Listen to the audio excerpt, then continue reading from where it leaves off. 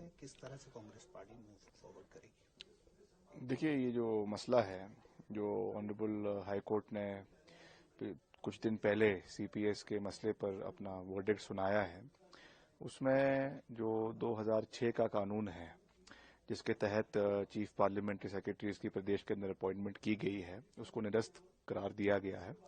और उसके खिलाफ हमारी सरकार एसएलपी के फॉर्म में एक पिटिशन जो है वो हाई कोर्ट सुप्रीम कोर्ट में दाखिल करेगी और वहां पे कानूनी लड़ाई लड़ेगी।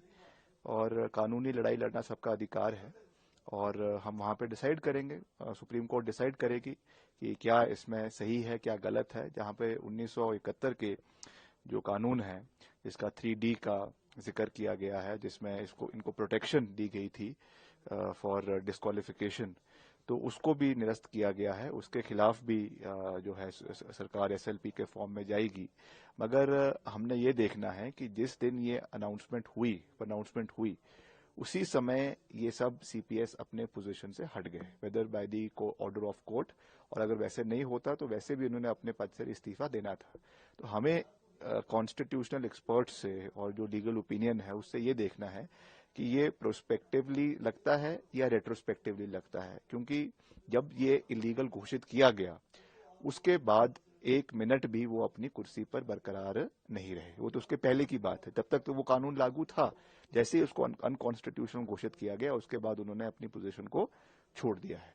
तो ये अब एक लीगल फॉर्मेट है इसका और लीगली इस लड़ाई को सुप्रीम कोर्ट में लड़ा जाएगा और देखेंगे आने वाले समय में क्या बनता है। मगर इसको लीगली के साथ साथ एक राजनीतिक रूप से भी इस लड़ाई को हमने लड़ना है। बैटल ऑफ परसेप्शन है, क्योंकि भाजपा जब से विपक्ष में गई है तब से किसी न किसी तरीके से इस चुनी हुई सरकार को गिराने का प्रयास कर रही है। कभी विधायकों का स्विच ओवर है, कभी राज्यसभा के इलेक्शंस है, अब ये एक नया मसला है। तो इसको हम लड़ेंगे, पॉलिटिकली भी इस लड़ाई को लड़ेंगे।